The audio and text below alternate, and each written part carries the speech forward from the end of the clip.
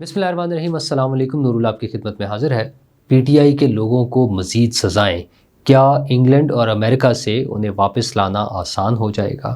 اور اسی طرح سے ایران میں کیا ہو رہا ہے اور ایران کی دھمکیاں،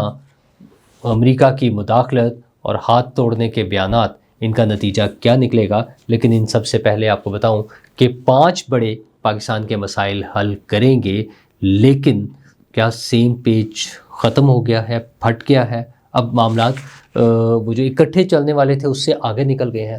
تو معاملہ کچھ یوں ہے کہ رانا ثناء اللہ صاحب کل رات کیپٹل ٹاک میں موجود تھے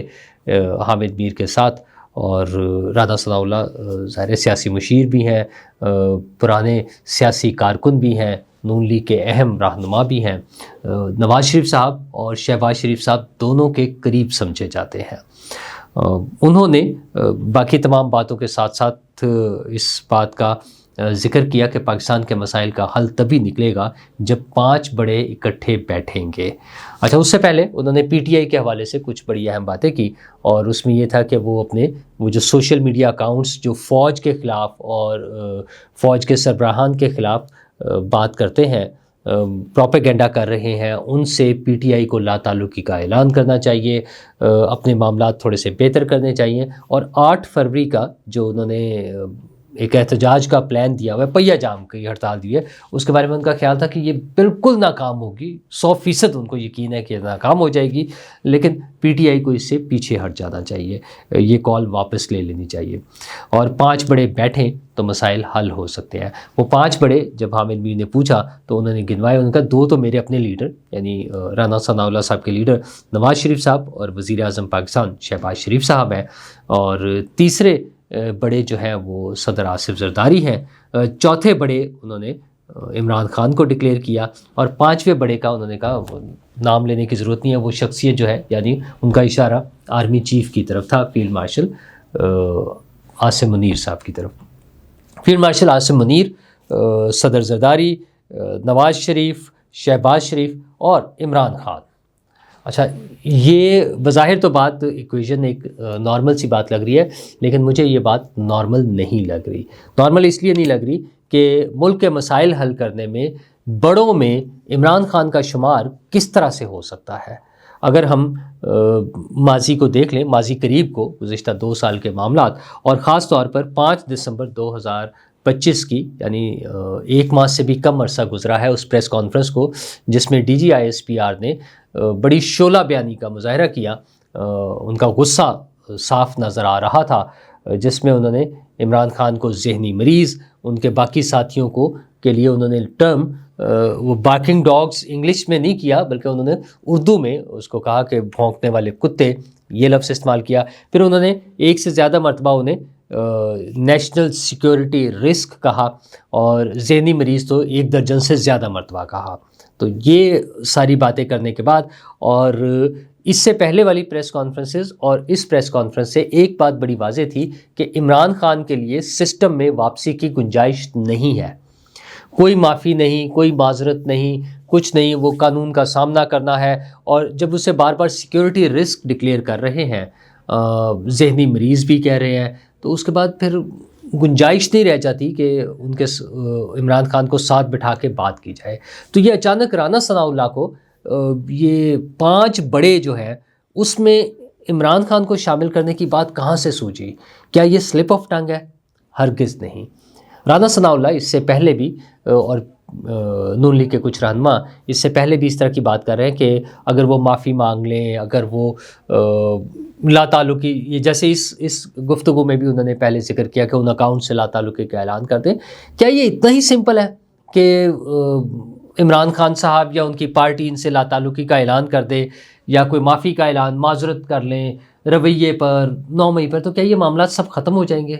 اتنا آسان نہیں ہے۔ مجھے تو لگتا ہے کہ معاملات اس سے آگے بڑھ گئے ہیں، اور وہ سیم پیج جو تھا وہ فارغ ہو گیا ہوا ہے، پھٹ چکا ہے وہ سیم پیج، اور وہ اس وجہ سے کہ گزشتہ کچھ دنوں میں جو ونڈر بوائے والی ٹرم آئی ہے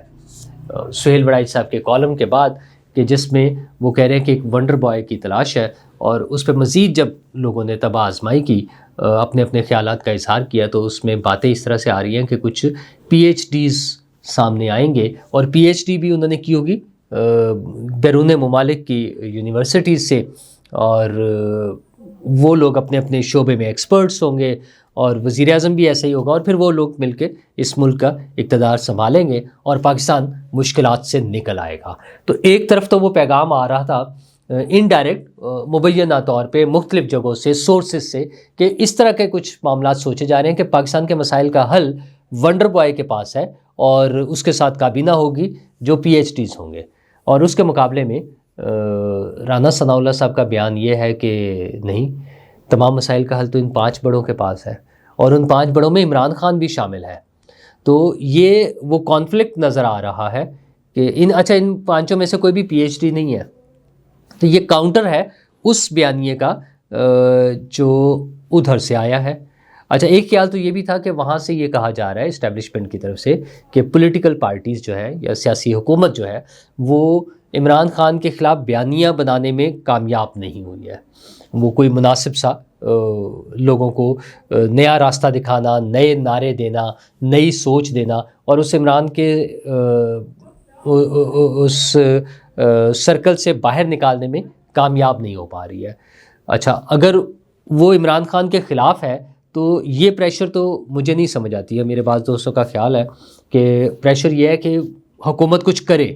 لیکن یہاں تو کہانی الٹی نظر آ رہی ہے نا۔ وہ ونڈر بوائے والی ٹرم کے بعد نئی پی ایچ ڈیز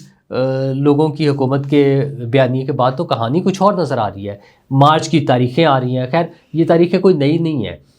گزشتہ سال بھی میں نے ذکر کیا تھا آپ سے، مڈ میں، بلکہ سم ویئر ان مڈ جون، بلکہ اس سے بھی شاید پہلے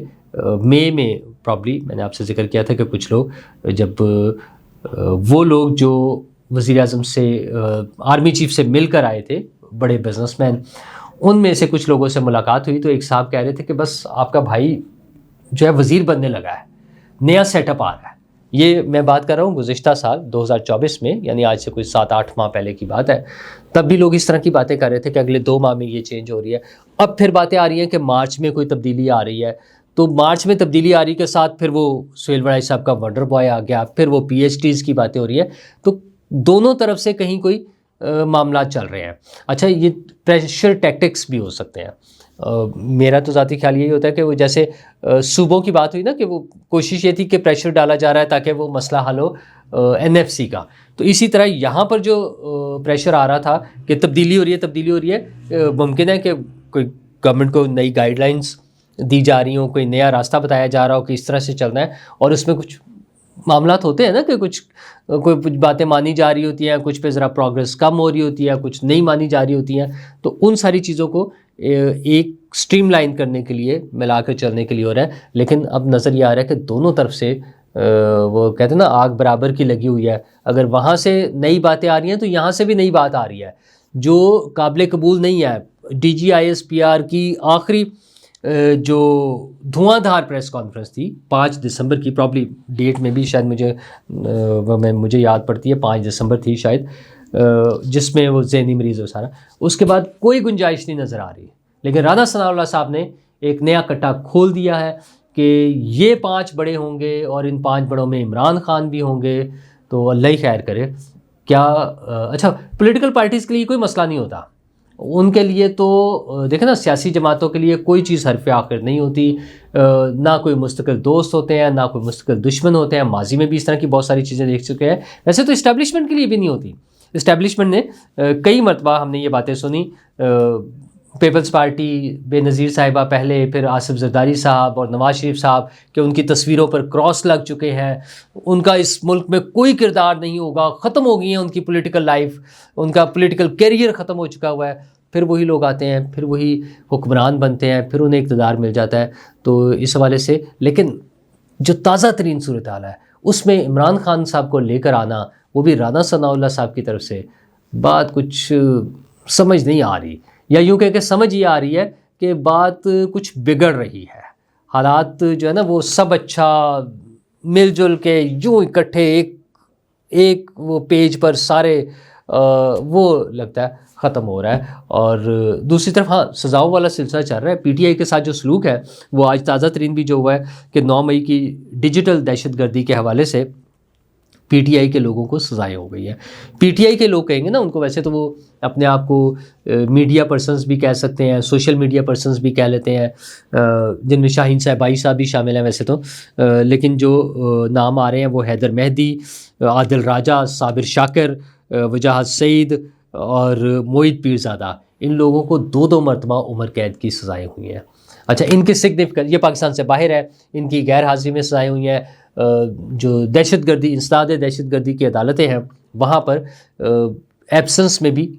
کارروائی ہو سکتی ہے. تو حکومت نے ان کی طرف سے ایک وکیل مقرر کیے ہوئے تھے، اس وکیل نے ظاہر ہے جو بھی ایک قانونی کارروائی تھی وہ پوری ہوئی اور اس کے بعد انہیں سزائیں سنا دی گئی ہے. ان کی اہمیت کیا ہے؟ وہ تو پاکستان سے باہر ہے، نہ وہ پہلے آ رہے تھے اور اس کے بعد تو انہوں نے بالکل ہی نہیں آنا. ان کی اہمیت صرف اتنی سی ہے کہ جو وزیر داخلہ نے پہلے بیان دیا تھا کہ ہم ان کو لے کر آئیں گے، تو حکومت پاکستان جب کوئی کارروائی شروع کرے گی، ان ممالک سے آفیشیل ہماری کمیونیکیشن ہوگی، کورسپونڈنس ہوگی، تو اس میں وہ پوچھ سکتے ہیں نا کہ بھئی کیوں واپس کر دیں آپ، ان کے خلاف کیا کیسز ہے، کیا کارروائی ہوئی ہے. تو کیسز تو بنے ہوئے تھے، ان کیسز میں پاکستان کی عدالتوں نے انہیں سزا بھی سنا دی، اور سزا بھی میکسیمم نا عمر قید کی سزائیں سنا دی ہوئی ہیں. تو اب حکومت کے لیے ایک پرابلی آسانی بن جاتی ہے، ایک ایکسکیوز ایک آ جاتا ہے ان کے پاس کہ، یا ایک ریزن ہے، ایکسکیوز سے بہتر شاید ریزن بن جاتی ہے کہ یہ دیکھیں جناب، یہ ہمارے ملک میں ان کے جرائم تھے جس کی بنیاد پر یہ کیس بنا، اور یہ عدالتی پروسیجر مکمل کر کے، کارروائی عدالتی مکمل کر کے یہ انہیں سزائیں ہوگی. اب یہ سزا یافتہ لوگ ہیں اور یہ بھاگے ہوئے ہیں اور یہ آپ کے ملک میں موجود ہے، تو ان کو ہمیں واپس کریں. ناٹ نیسیسریلی کہ وہ اگلے دن انہیں واپس بھیج دیں ہمارے پاس، لیکن حکومت کے پاس اب ویلڈ ریزنز ہیں اس کمیونیکیشن کے لیے، اس کورسپونڈنس کے لیے، کہ یہ دیکھیں جناب، یہ وہ مجرم ہے، ہماری عدالتوں کے، ہماری حکومت کے مجرم ہے، صرف ملزم نہیں رہے. اب ایک تو ہوتا ہے نا ملزم کے، ہمارا الزام لگا ہے، کیس بنا دیا ان پہ، وہ کیس کی کارروائی کر کے اب وہ مجرم ڈکلیئر ہو گیا ہے اور وہ مجرم وہاں پر بیٹھے ہوئے ہیں، تو ان کی واپسی کا کام شروع ہونا ہے. اگین آپ دیکھیں، ایک طرف یہ سارے کام ہو رہے ہیں اور دوسری طرف رانا ثناء اللہ صاحب کا خیال یہ ہے کہ 5 بڑوں میں عمران خان بھی شامل ہیں جو اس ملک کے مسائل حل کر سکتے ہیں، اور وہ 5 بڑے اکٹھے بیٹھ کر کریں گے. اور اکٹھے بیٹھنے والوں میں صدر، وزیر اعظم اور نواز شریف کے ساتھ ساتھ آرمی چیف حافظ عاصم منیر اور پی ٹی آئی کے بانی رہنما عمران خان بھی ہوں گے. دل کے بہلانے کو غالب، ٹھیک ہے، لیکن یہاں پہ یہ صرف وہ خیال نہیں ہے، یہ بڑی سوچی سمجھی پلاننگ کے ساتھ کی ہوئی بات ہے، جس کے بہت سارے مطالب ہوں گے اور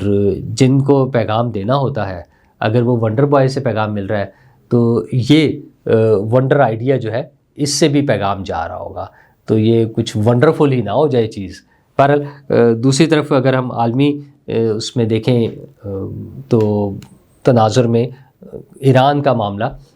ایک نیا معاملہ جو ہے وہ سامنے آ رہا ہے. وہاں پر مظاہرے ہو رہے ہیں، ظاہر ہے وہ مہنگائی کے خلاف ہوتے ہیں، مختلف چیزوں سے شروع ہوتے ہیں، اور اس طرح سے وہ کبھی عرب سپرنگ کے نام پر، کبھی جمہوریت کے نام پہ ہم مختلف ممالک میں پہلے بھی دیکھ چکے ہیں. یہاں پر بھی مظاہرے ہو رہے ہیں، اور ایران کا جس طرح سے ایک جھگڑا ہے اسرائیل کے ساتھ، اور اسرائیل کی جس طرح سے دوستی ہے، ٹیکسس ہے امریکہ کے ساتھ، تو یہ بڑی اہمیت کا حامل ہے. ہم نے کل بیٹھک میں بھی اس پہ بات کی تھی کہ ایران کے خلاف امریکہ اور اسرائیل کا جو گٹھ جوڑ ہے وہ کوئی نئے گل کھلا سکتا ہے. تو اس پہ ڈیولپمنٹ یہ ہے کہ امریکی صدر نے بیان دیا کہ اگر ایران میں پرامن مظاہرین کے خلاف کارروائی کی گئی تو ہم ان کی مدد کر سکتے ہیں. یہ وہاں سے بیان آیا ہے، تو ادھر سے جواب آیا ہے کہ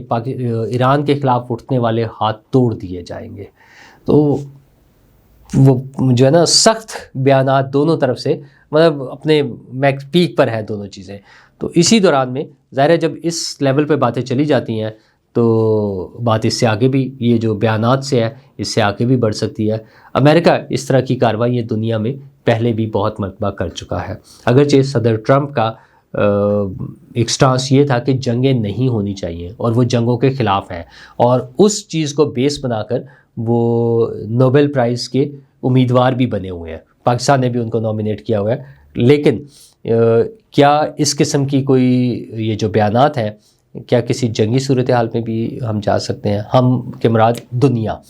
ظاہر آئسولیشن میں تو کوئی بھی نہیں ہوتا۔ پاکستان کے تعلقات ایران کے ساتھ اب بہت بہتر ہے۔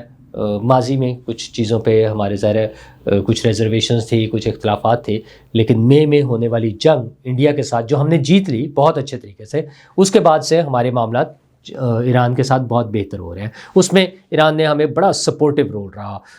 وہ اگرچہ مورل ہی تھا، اس میں ہمیں ان سے کوئی